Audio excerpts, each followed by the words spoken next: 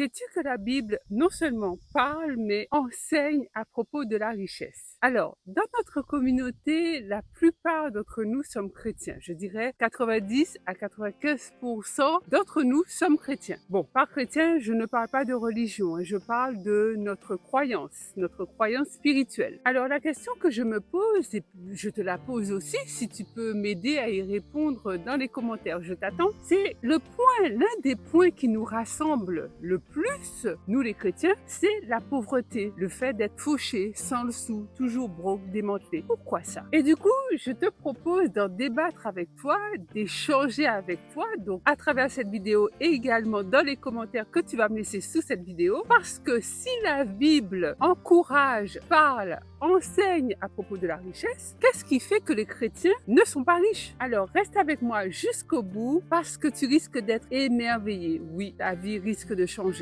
Bonjour et bienvenue sur L7 Finance. Moi, c'est Lucela. Donc, sur cette chaîne, je te parle argent, épargne, finance, business, mindset, positivité de manière très concrète et très fun pour t'aider à faire gonfler ton compte en banque. Donc, si l'argent, c'est un sujet pour toi, c'est un problème, t'aimerais bien savoir comment en avoir plus, t'aimerais bien savoir comment ça fonctionne, t'aimerais en savoir plus, ne bouge pas et abonne-toi, mon ami, car cette chaîne, c'est la tienne et parle aux finances. Je te serais infiniment reconnaissante si tu prends quelques minutes de ton temps pour regarder la vidéo que YouTube te proposera juste après celle-ci. Entrons dans le vif du sujet. Bon, je suis chrétienne. Si tu me suis depuis quelque temps sur cette chaîne, je ne m'en cache pas. Je ne m'en suis jamais cachée. Je ne m'en cacherai jamais. Mais il y a quand même des interrogations que j'ai à propos de nous chrétiens. Bon, cela étant dit, si toi, tu ne crois pas en Dieu, je pense que tu peux quand même rester sur cette vidéo parce qu'il y a des informations que je partage avec toi et qui te concernent également. Alors, cette vidéo, je vais quand même la baser essentiellement sur la Bible. Je m'appuie sur la Bible. Le fondement, c'est la Bible. Pourquoi? Parce que notre livre de référence, c'est le livre de vie qui nous enseigne tout. C'est notre guide, c'est notre boussole. Pourquoi? Parce que la Bible, c'est la parole de Dieu et que nous croyons en Dieu. Donc tout ça, c'est logique. Est-ce que comme moi, tu as grandi dans une famille moyenne? C'est-à-dire que c'est le genre de famille où on n'est pas riche, on n'est pas non plus sans le sou, mais voilà, il n'y a pas de faste, il n'y a pas de choses grandioses, rien de merveilleux et d'extraordinaire. Bref, peut-être que comme moi, tu as grandi dans une famille qui était très loin d'être riche. Peut-être que comme moi, tu as vécu dans ton enfance des événements, bon, pas dramatiques, pas traumatisants, mais qui t'ont très vite fait comprendre que ta famille n'était pas riche, n'avait pas énormément d'argent. Pour ma part, je me souviens qu'une année, je crois que c'était en 6e, il y avait un voyage linguistique aux États-Unis. Et moi, depuis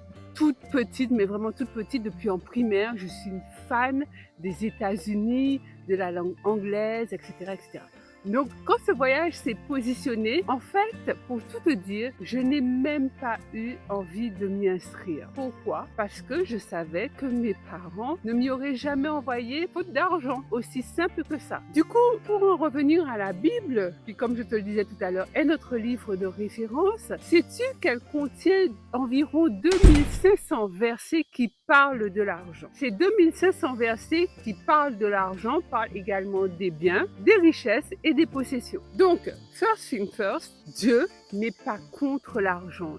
Dieu n'est pas contre le fait de s'enrichir. Dieu n'est pas contre le fait d'avoir des possessions. Dieu est contre le fait d'avoir l'amour de l'argent dans le cœur, l'amour des possessions matérielles dans le cœur, l'amour des biens, d'accumuler des biens, de posséder de plus en plus de biens dans le cœur. Est-ce que tu saisis la nuance? Parce que je crois que beaucoup ne saisissent pas cette nuance. Il est également vrai que nous faisons tous des erreurs par rapport à l'argent. Oui, nous tous. Maintenant, lorsqu'on est chrétien et lorsqu'on s'appuie sur la Bible pour bien comprendre ce que Dieu attend de nous par rapport à l'argent, ça évite bien des erreurs et ça limite énormément la casse. Du coup, je vais partager avec toi 5 éléments qui sont contenus dans la Bible et si tu les mets en pratique, mon ami, à coup sûr, tu prospéreras. Ce ne sera pas tous les jours facile parce que je t'avoue que ces 5 éléments sont hyper, méga, supra faciles à comprendre, mais par contre, à mettre en place sur la durée, ça, c'est une autre paire de manches. Donc, je te souhaite de croire en toi, de croire en tes capacités et surtout de passer à l'action. Dieu fera le reste. Premier élément, tu dois avoir un budget. Il faut savoir que lorsque tu as ta paye, toute nouvelle paye doit être dépensée sur la base d'un budget. Ça veut dire que chaque euro que tu as doit avoir une mission. Jésus lui-même l'a dit, on ne construit pas une maison sans en avoir au préalable établi un plan.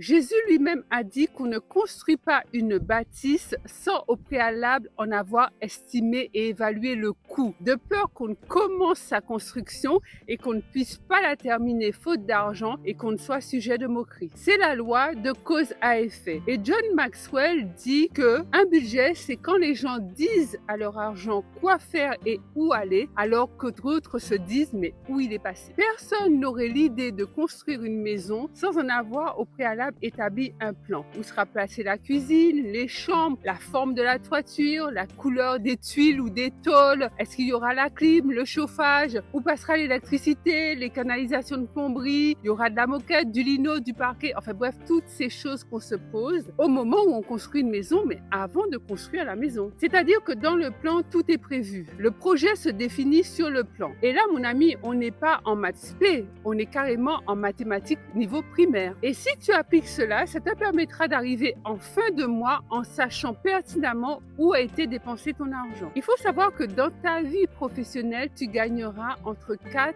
et 10 millions d'euros dépendamment de ton salaire. Et combien de personnes arrivent malheureusement à la retraite sans le sou, obligées de baisser leur train de vie? Et tout ça, faute de n'avoir mis en place un budget. Second élément, il faut rester en dehors des dettes. Tiens-toi à l'écart des dettes. La Bible nous enseigne que l'emprunteur est l'esclave de celui qui a prêté. Bien sûr, tu as le droit de te faire plaisir, mais pas à n'importe quel prix. En fait, c'est ce que je te disais tout à l'heure. Tu ne dois pas rester prisonnier ou prisonnière de tes possessions. Tu ne dois pas avoir en permanence en tête le fait d'acheter, de cumuler les biens, de cumuler les possessions, de cumuler les objets. D'ailleurs, si tu regardes dans la Bible, je te défie de me trouver un passage où Dieu a béni son peuple avec de l'argent. Dieu a béni son peuple avec des miracles. Dieu a béni son peuple à travers d'autres personnes. Mais Dieu n'a jamais fait apparaître de l'argent comme ça sur la route des gens pour qu'ils puissent aller acheter des choses. Du coup, emprunter de l'argent, s'endetter pour pouvoir acheter des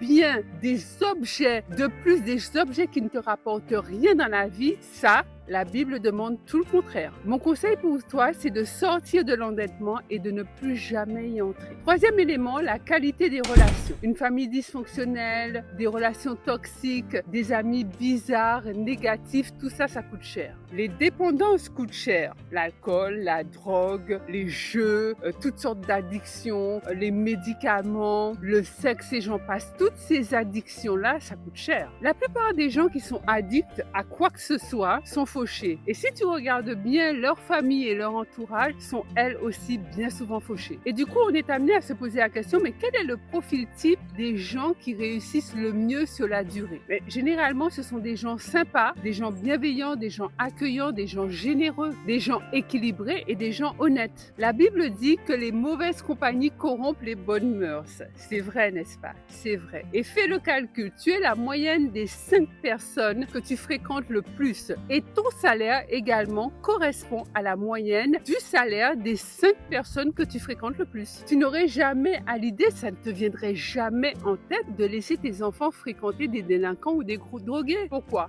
Parce que tu te dirais, ils vont être entraînés, ils vont faire la même chose.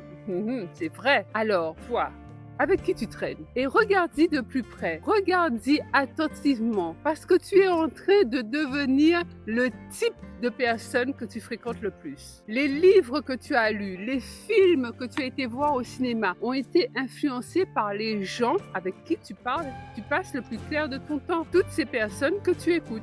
Quatrième élément, économiser l'argent et investir l'argent. La Bible nous enseigne que dans la maison du sage se trouve de l'huile précieuse et de la nourriture en réserve, alors que dans la maison de l'insensé, il n'y a rien, elle est vide car il a dévoré tout ce qu'il avait. Les gens sages économisent, les gens avisés économisent, les gens intelligents économisent. Si tu dépenses tout ce que tu as, tu es un insensé selon la Bible. Pour pouvoir économiser, pour pouvoir investir, tu dois avoir un plan. Et je vais partager avec toi 3 choses pour lesquelles tu dois économiser. 1. Avoir une épargne au cas où, un plan de secours, de l'argent de côté en cas de besoin. Parce que lorsque tu auras vraiment un gros pet et que tu auras besoin de liquidité, tu dois pouvoir être prête. Deuxième chose, pour pouvoir payer en espèces.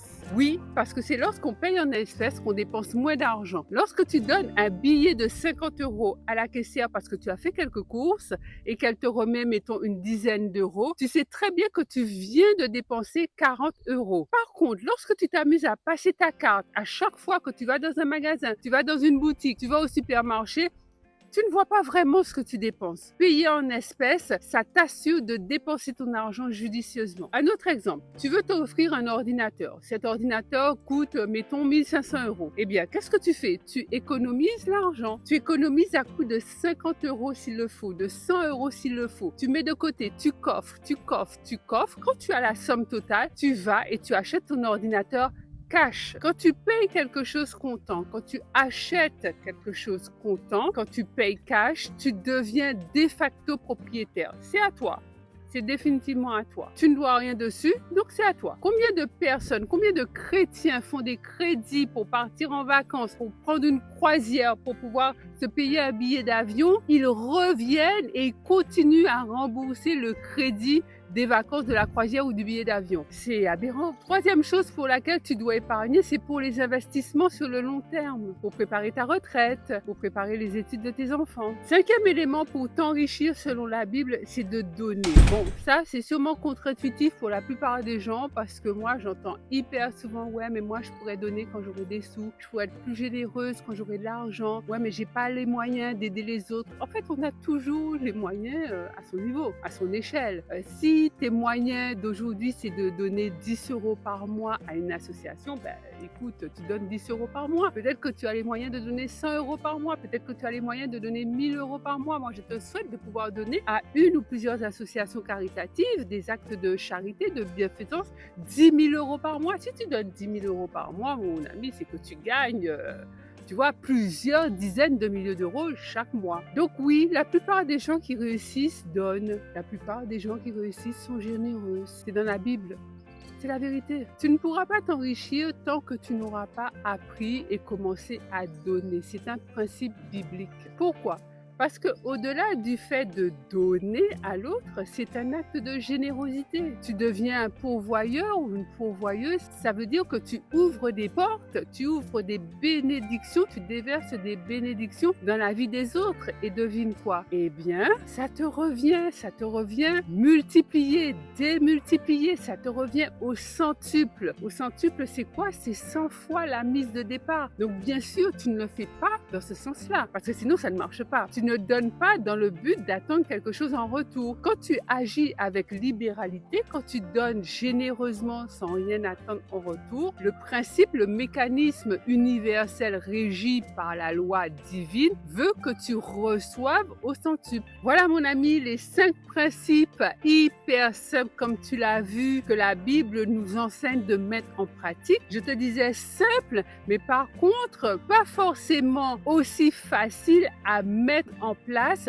surtout sur la durée. Donc dis-moi en commentaire ce que tu en penses. Que penses-tu de ces 5 principes? Est-ce que tu es prêt ou prête à les mettre en application dans ta vie? Est-ce que ça te paraît trop compliqué, trop dur, trop difficile? Dis-le moi, je t'attends en commentaire. Et si d'ores et déjà tu appliques ces principes, donne-nous tes trucs et astuces pour pouvoir persévérer sur la durée. Pense à liker cette vidéo et à la partager massivement tout autour de toi. Abonne-toi mon ami, oui, abonne-toi et pense à activer la petite cloche de notification juste à côté du bouton s'abonner. Comme ça, tu seras avisé à chaque fois que je mettrai en ligne une nouvelle vidéos sur YouTube. Je te dis à tout de suite sur Instagram, mon compte c'est L7 Finance, tu peux m'y retrouver. Autrement, je te retrouve ici même sur YouTube, mercredi et samedi pour une nouvelle vidéo. En attendant, je te souhaite de prendre soin de toi, de tes finances et de ton mindset et je te laisse avec cette vidéo-là qui t'en apprendra beaucoup à propos de toi.